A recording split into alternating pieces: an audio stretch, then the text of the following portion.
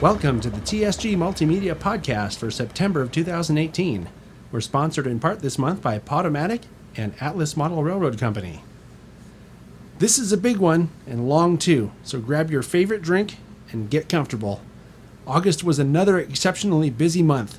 True to my prediction, I had very few plans when the month started, but then we ended up doing a lot. But before we get to that, let's talk about the most anticipated event of the month. That's when the YouTube channel went over 20,000 subscribers. It happened on August 4th at about 10:45 p.m. my time, and I told you last month it would happen before the next podcast, and here we are, already halfway to 21,000. I told you a while back that we'd celebrate going over 20,000 subscribers with a 20% discount on all orders placed at tsgmultimedia.com. So that's what's happening right now, all the way up through the end of September. The code is YouTube20K, and it can be used during checkout to receive 20% off any order. I want to talk about the website for a second here. Not everyone who watches this YouTube channel realizes that TSG Multimedia has been around for 20 years now, and it's been releasing commercially available programs since 2005. Some of you have seen my productions on RFD TV, which is a cable and satellite TV station that broadcasts mostly to rural areas. The website has all those videos only in full length, and they're not edited for TV like the ones that are broadcast by RFD TV. Originally, I was using YouTube strictly for posting the trailers for these commercial releases, along with the occasional train catch. Then around 2013, I got more serious about generating more and serious content for YouTube. In 2015, I committed to YouTube full-time, quitting the sales job I had been working up until then. I set 20,000 subscribers as the goal I wanted to reach before starting the next chapter of TSG Multimedia. That leads into the next thing I want to mention, Patreon. The brand new TSG Multimedia Patreon page is live now. Patreon is a site that allows viewers to make a small recurring donation to the channel. It'll help me bring more of what you like to you. I've worked with my top secret Patreon development department all month, creating 3 levels of support to start out with. You can give $2, $5, or $10 a month to support my efforts here. I like to think of it in terms of coffee. If I met you in line at a coffee place and you told me you enjoy watching the channel, I'd offer to buy your coffee. Would you do that for me? Do you think that what we're doing here is worth it? My hope is that by having enough people helping out, even at a low level, I'll be able to do a lot more things like traveling out of the state to bring more layout tours to you, or meeting up and connecting with viewers or other popular YouTubers. I'd also like to get some better cameras and a live video mixer so that the live webcasts can be improved. By supporting the channel on Patreon, you can help make all that happen. In return for your support, and based on the poll results from a podcast earlier this summer, we're designing some TSG branded products. So far, we have coffee mugs and shirts in the works as our way of thanking you for your support. With your help, I think this is going to catapult the channel to an even higher level of production value and open up the door to talking to more modelers, seeing more layouts, and covering more events to share with you. Let's make this work together. The page is patreon.com/TSG Multimedia. In addition to the development of the Patreon page, August was jam-packed with activities. Early last month, we went to the Nevada Northern Railroad with Mike Ninneman and Gary Perazzo. Mike got to run the number 40, a 75-ton 10-wheeler, by signing up for the railroad's Be the Engineer program. I rode along and documented the trip in the cab with a regular camera and also with a GoPro-style camera I've been evaluating for a manufacturer. We recorded a fair amount of video behind the scenes and also got a lot of very good shots for the annual Steam Special. So far, this has been my favorite highlight of the year, so I want to tell you in a little more detail what the trip was like. The first day was mostly travel, but we got to Ely in time to meet some folks in the engine house, including Dirt, the shop cat, and Nick Shareski, an intern from Bend, Oregon. There was also a guy named Lennox there, but I didn't get to talk to him. Mike talked to him. The second day was Mike's big day, operating a steam locomotive for the first time. Mike had operated everything but steam, so he was a natural. I was impressed by the engine crew, Angie and the fireman, who was also named Mike, Angie was the first lady engineer I've come across in my travels, and I hope to someday have her on the podcast as an interview guest. I also met Sean Pitts, the state historian for Eastern Nevada. He was nice enough to talk on camera about the history of the area inside the freight building. He also took us to see the railroad's original offices in the top floor of the depot building. This was capped off with a visit to the vault, where the railroad's records are all still very much intact. When you hear people talk about the NNRY being the best preserved railroad, that's what they mean. Every record from the opening of the Kennecott mining operation in the early 1900s to its closure in 1983 is intact. Add to this the outbuildings, the yard, the equipment, it's all there. What a remarkable place. The third day included a talk with Mark Bassett, the executive director of the railroad, who was kind enough to sit down with me on an open-air car in the yard. He talked on camera for about a half hour about the railroad's history, some personal experiences, challenges of keeping the railroad running, and opportunities they have for people who are interested in volunteering there. They were going to run a special train later in the day, so some original passenger cars that aren't used very often were taken out of a building, and we got a chance to tour them as they were being prepared for the run. More original equipment, still in perfect condition. After this, we headed out to the right-of-way to catch some shots of the first train of the day. We grabbed some lunch and headed back to the depot to check out the train being prepared for the late run, the one that included the original equipment I was just talking about. That equipment lash-up is called the Step-Toe Flyer. The train went west out to Keystone, which in itself was an unusual event to witness and document because the Step-Toe Flyer usually runs out on the line east of Ely. We drove back to the yard to document the end of the Step-Toe Flyer run when a guy named BZ and his brother John offered to show us some of the other locked buildings we hadn't seen yet. I joined Mike for this bonus opportunity. BZ was all the way out from Georgia on a weeks-long volunteer trip, which I thought was remarkable in itself. Imagine a place so cool that someone would want to do that, and imagine someone so dedicated who would want to make that kind of trip to volunteer.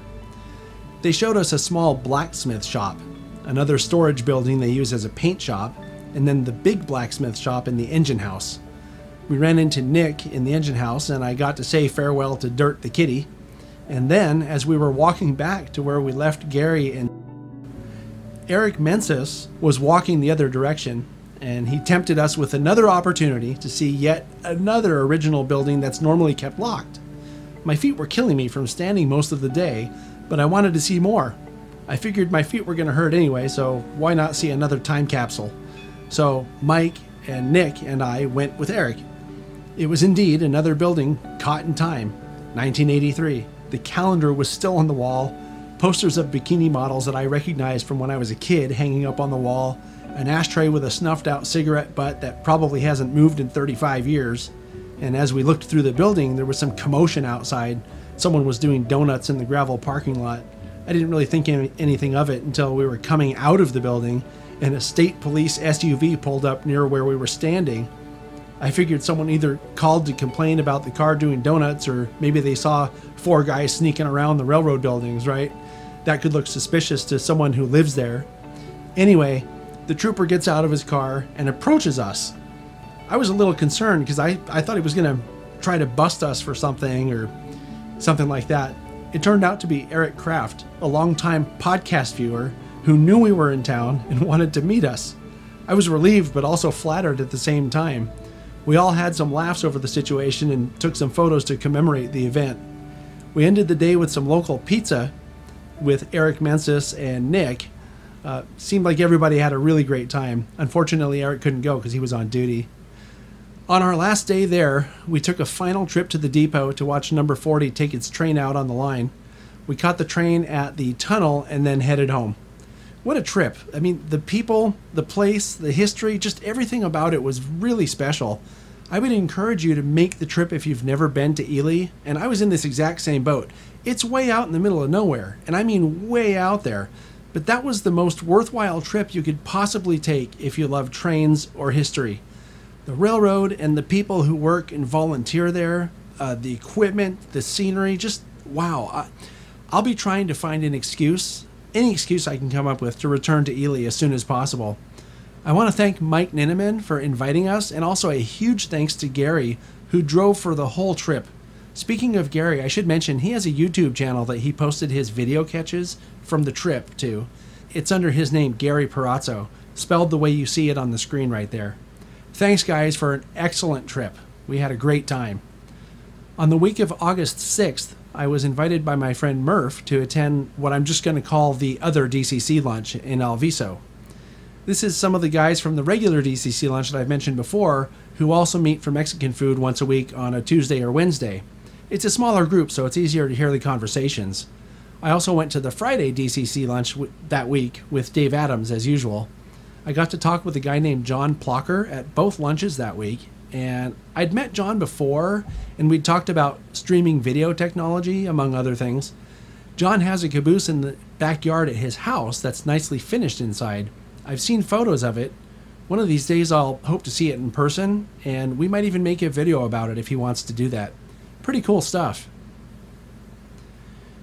That night, I went to the SBHRS for an event called Trains After Dark.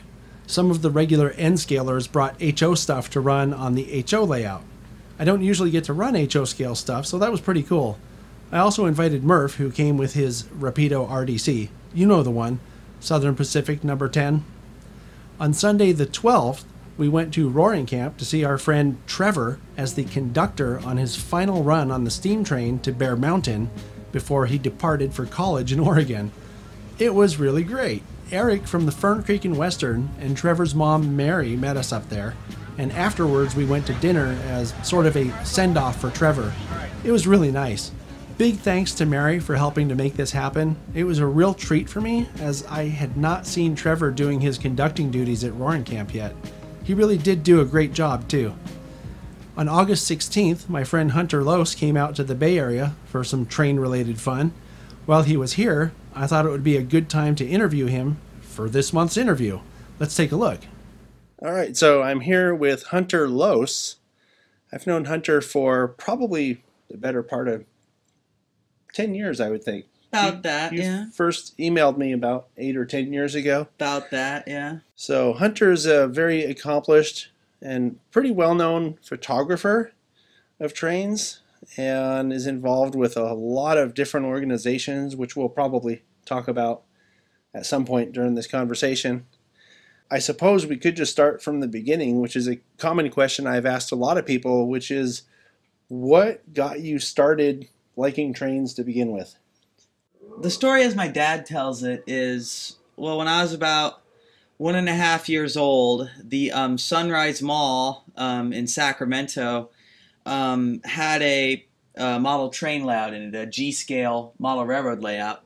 And so when I was like 1.5, I was mesmerized by the trains going round and round and round. And so by the time my second birthday rolled around, all I really wanted was a train, and never got one. Was really upset, throwing a temper tantrum like most terrible twos do. So Dad rushed out and got me a little Thomas train and played with it to death, and the interest has just matured as I've matured from that point. So it sounds like Thomas seems to be a common theme with a lot of people who are into trains now, especially people under, say, 25 or so. Yeah. I think because of the popularity of the show, right? So I mentioned before about being involved in a lot of different organizations and different volunteering opportunities.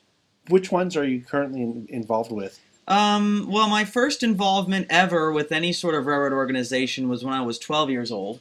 And that was with the Sacramento Valley Live Steamers. I was with them from when I was 12 to when I was about 18. About that time when I was 17, I got my first sort of involvement volunteering with full-size railroad equipment, and for a year I did some volunteering at Railtown 1897 State Historic Park. I did some work there as a roundhouse host and car attendant, and then went through the docent class at the California State Railroad Museum in 2014. Was there for about a month. At about that same time, I had joined the Western Railway Museum at Rio Vista Junction, which is my biggest involvement. I've been there now for almost 5 years, and I operated the cars there as a motorman for 2 or 3 years, and now I'm working there as an archivist as my full involvement there. And I'm in charge of the movie film sector, so I do a lot of work with the 8, the Super 8, the 16 millimeter, all that type of movie footage, restoring it and color correcting it and so forth. And I'm also involved with the SP Historical and Technical Society. I joined that group in the fall of 2013, and I am currently running for the board of directors for the 2018 election. And so we'll see if the vote results get me on the board. I've also been a member of the Northwestern Pacific Railroad Historical Society, and I've presented at the joint NWP-SP convention, doing a presentation there. I've also done a little bit of work with the Placerville and Sacramento Valley Railroad out of Folsom. I did some operations work there with them for a month, thereabouts. I also had some involvements with the Pacific Coast Chapter Railway and Locomotive Historical Society. I'm also doing film transfer work for them as well. It sounds like you haven't found a volunteer opportunity that you didn't like. Nah. Right? Nah. Yeah. That's really great. Are there any current projects or anything in particular interested? Something I'll mention, you may recognize Hunter. He was one of the hosts of the SP10 video that came out this past month, a couple weeks ago. And that's one of the other things that I know. You know, it's funny because you're involved with a lot of the same things that I've covered this year on the channel. And some of them I wasn't even aware of. Yeah. So, but are there any current projects? Like, is there anything in particular that you're working on that you're really proud of or extra happy about or anything like that? Oh, yeah, definitely. There are several things that I've been really proud of as far as projects that I've completed and finished and things of that nature. So I've been photographing trains for about 10 years. I started when I was 13 years old. I've had my YouTube for about 12 years or so because I started the YouTube channel in 2006. And my videos that I'm most proud of, probably my Nevada Northern video from 2014. That was a very good moment for me because when I was 19 years old, the Nevada Northern offered their scholarship, which was their Steam, Steel, and Strobes scholarship, which they still offer. It's for people from the ages of 18 to 30, and if you send a letter to them with your 3 best photos, they give you a free pass to go over to their winter photo shoot. And one of my best videos ended up being from that winter photo shoot, and I'm very proud of that. Also, projects that I'm working on too that I'm really anxious about is I'm currently working on starting my own railroad and railfan DVD business. Right. The name that I'm looking to release everything under is Flagstop Films, and the program that I'm doing, my very first program, is actually on what you saw from me giving the tour in the earlier video, and that's on the SP10. Oh, excellent. It's called Bud Car, The Story of SP10. And what this is going to be is, like you saw in John's earlier video of SP10, where it was really an oral history of the car and me giving you a tour of the car in its current state. This video really covers a more in-depth history of the car. There's going to be vintage movie film of the car in service in the 50s, 60s, and 70s. More interviews, some more in-depth interviews with some of the people you saw there. I also interviewed Mike Boarding and Roger Williams and Bill Lynch for my own video, and they gave me some more information that you may not have heard in your video. So it definitely would be something that would be worth checking out, and I plan on having that out by late fall this year. Yeah, that should be good. And I'm sure we'll keep people up to date on this channel when that's going to happen. Definitely. Maybe think of the one that I put out a couple weeks ago as a primer for that. Right, right, to definitely. Get people's interest peaked a little bit. Definitely. So, and now you mentioned about your YouTube channel. Since this is on a YouTube channel, maybe you should plug that a little bit. It's Train Boy, right? Well, it's Train Boy 94, and that's the YouTube channel that I've had for 12 years or so. I started posting my first train videos to it when I was 13, but Train Boy 94 won't be what the previews will be posted under. I will be making my own business YouTube channel that's going to be separate from Train Boy 94. Train Boy 94, it's kind of run its course now, to tell you the truth. I don't post very much to that channel anymore. I do sometimes, but overall, taking my business from here on out, most of my releases now are going to be on DVDs or as streaming payware media on Flagstock Films. Okay. That's the plan for the future. Train Boy 94 is still going to see videos. Train Boy 94 will never die. But because of my involvements and me really wanting to be more involved in the railfan world from a standpoint of a livelihood sense, I'm having to think about revenue generators and what would be more cost-effective revenue generators. Sure. That makes a lot of sense to me. Yeah. As someone who's also trying to do much of the same thing. Definitely, definitely. The next question I have, and this is going to be probably one of the last questions, but I think it's an important one because, and let me preface the question with, a lot of people that I talk to, and a lot of times I hear people say that, you know, the hobby's dying. And I mean hobby as in model railroading or rail fanning, just as a general, in the general sense, that there's no young people and all the other people doing it are older and they're all dying off, basically. Trying to think of a nice, sensitive way to put it, but that's the gist of what people say. And I wonder, because you're a young person and you may have a sort of unique insight because you were there, right? And it wasn't that long ago, right? What would you tell yourself, you know, 8 or 10 years ago, that would help pave the road to becoming involved in a way that's fulfilling to you? Well, as they're out watching trains, out taking pictures, focus on what they really like, what they like as far as railroad topics. Do you like steam? Do you like diesels? Do you like trolley cars? What's your favorite railroad? Try to find what it is they like the most in the railfan hobby.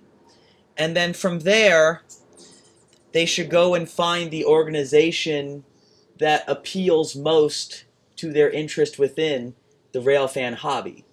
Like, if your interest is in trolley cars, join a trolley museum. If your interest is in diesel locomotives, museums like Portola or Niles Canyon have beautiful diesel locomotives for you to be involved at. And as far as steam locomotives are concerned, you have places like Railtown 1897, and again, Niles Canyon has a wonderful steam program as well. So what I think a lot of it boils down to is find your interest. If you're a model railroader, join your local model railroad club, you know, and if you're into live steam, there's several live steam clubs in the area that you can be involved in. So I would say find what you're really passionate about within the railroad hobby. When you found that, nurture that. Really start to research. See if it's what you really are into, what you really want to pursue. And then find the organization that supports that interest the most. Right. And you're going to guarantee to be in the happiest spot possible, and you will grow the most within the railfan hobby. All right. Sounds great. Well, thanks for taking the time to talk to us. I'm sure that the viewers are appreciative too. And we'll talk to you next time. Thank you very much for having me, John. Let's go back to me in the studio now.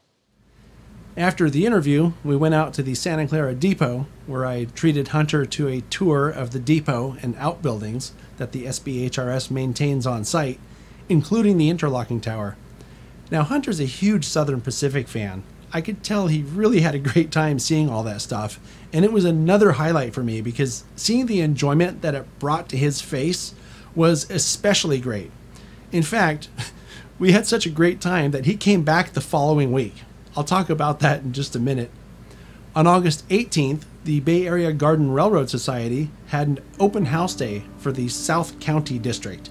I went with Wiley and TSG's top secret vice president to several garden layouts around Gilroy and Hollister, eventually ending up in the San Benito Southern, which was the subject of a layout tour on the channel last year. Kevin and Curtis Hill own and operate this layout, and it's always great to see them. We met up with Nice Hands Nick and his top secret social director in town for some lunch, and then we all went back to the San Benito Southern for an after party. I want to thank the Hills for their hospitality once again, and for another really great visit. I'm sure I can speak for everyone when I say we all had a really great time that day. On August 19th, the live webcast came from the SBHRS once again. This time I was joined by Nick and John, and we talked about some of the current happenings around the SBHRS, as well as taking questions from the viewers. John also showed us some of the projects that he's been working on, specifically lighting structures for the layouts there in the depot. John's becoming quite the expert at lighting up models. Both of the layouts at the SBHRS have been improved a lot due to his efforts. I don't know how often folks' efforts are recognized there, but I will recognize them here. Thanks for everything you do, John. It's appreciated. Hunter came back, like I said a minute ago, on the 21st. This time with Gary, the same Gary we went to the Ely with, to film trains on the Caltrain line. In the morning, we took some shots around College Park, and then that afternoon, we filmed trains for a few hours from up in the historic Santa Clara interlocking tower. At some point, I turned on a live webcast just for kicks, and then a bunch of viewers showed up, and we ended up going for just over 2 hours. That's a new record for live webcasting on the channel. If you like the live webcasts, you should check that one out when you have some time. There were quite a few commute trains shown live, and lots of discussion, including tons of Q&A on that video. So that's about it. Remember, I started out with a grand total of 2 planned events last month. Just 2. Let's look at the viewer poll results from last month. The question was about being able to participate in a live webcast, and I asked, which day is best for you?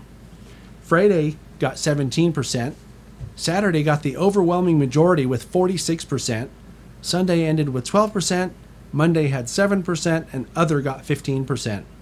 I'm not sure what to do with these results because Saturday is obviously the clear favorite, but it's also the day I release regularly scheduled programs.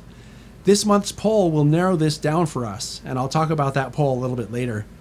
First, I have something from our sponsor, Atlas, to share with you. Let's go to the workbench. All right, and this is what I have from Atlas to show you. This is an O-scale express boxcar. It's a rebuilt troop sleeper that was turned into a railway express agency car. And it's kind of an older car, so this would probably run in your transition era. And it's a 2-rail O. The MSRP on this car is $79.95. We're going to take a closer look at it.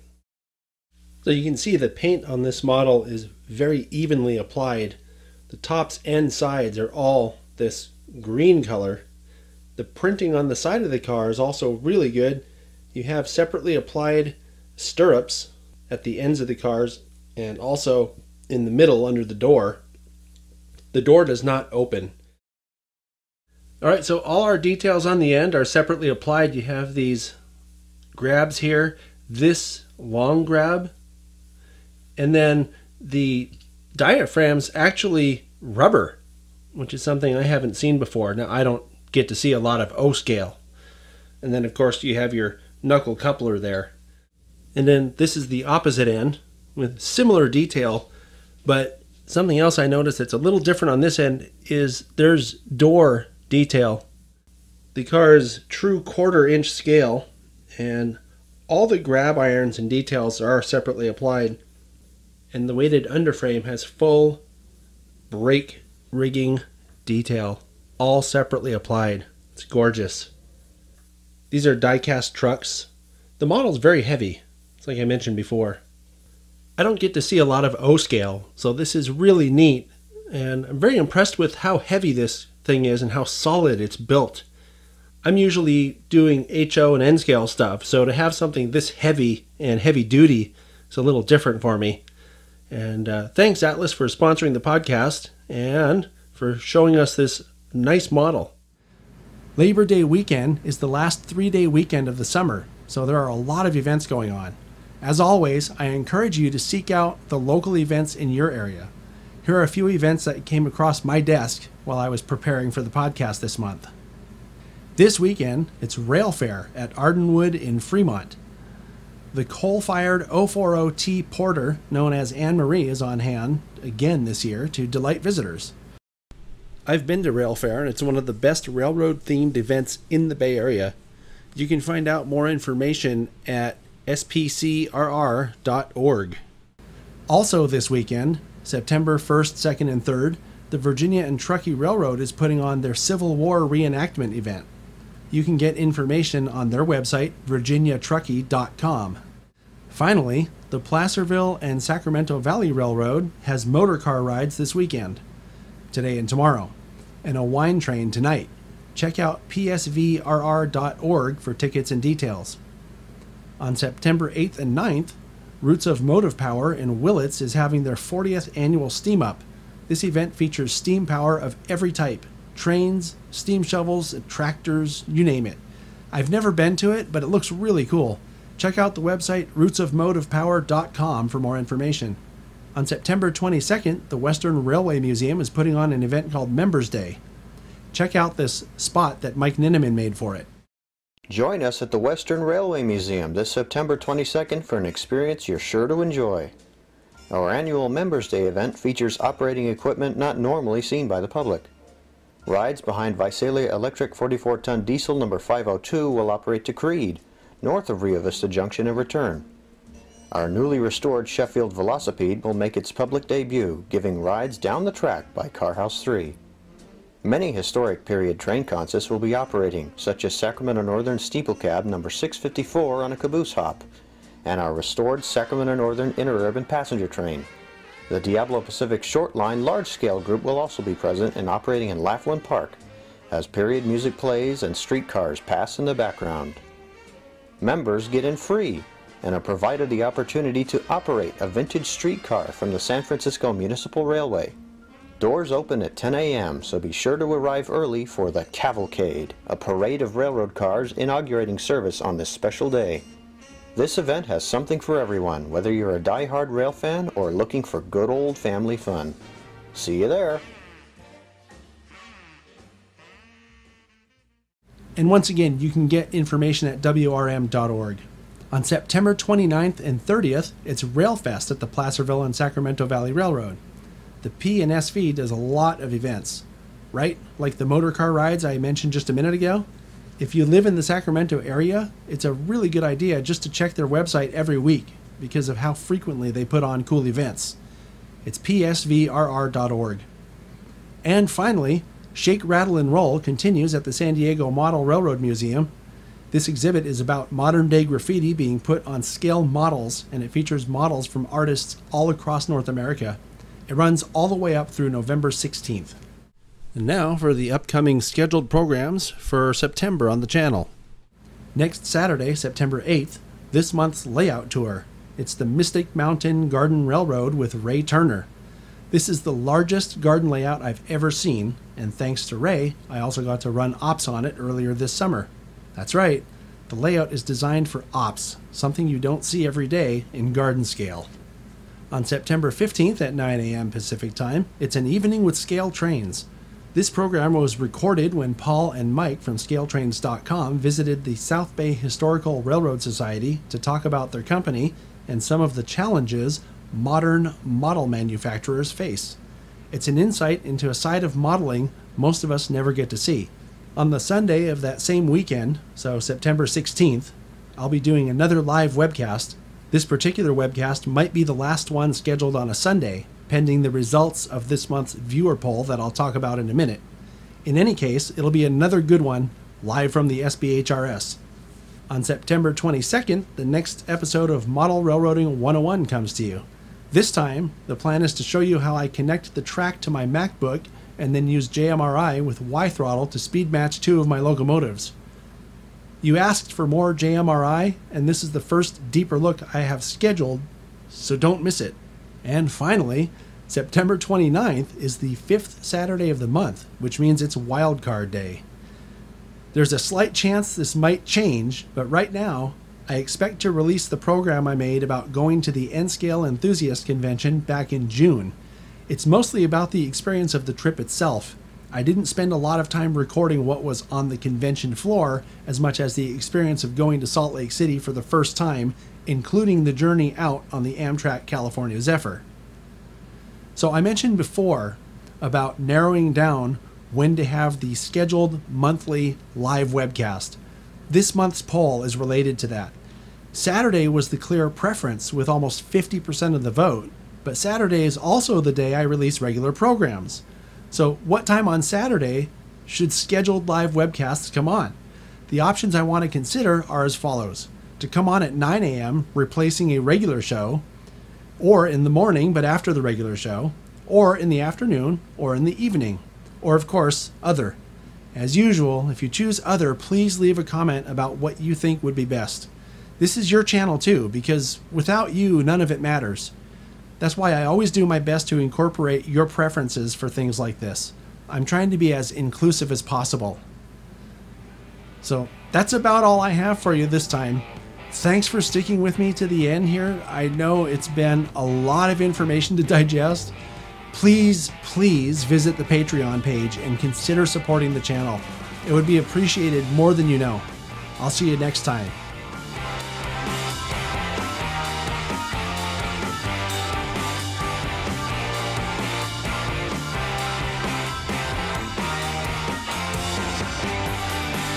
Get off my train.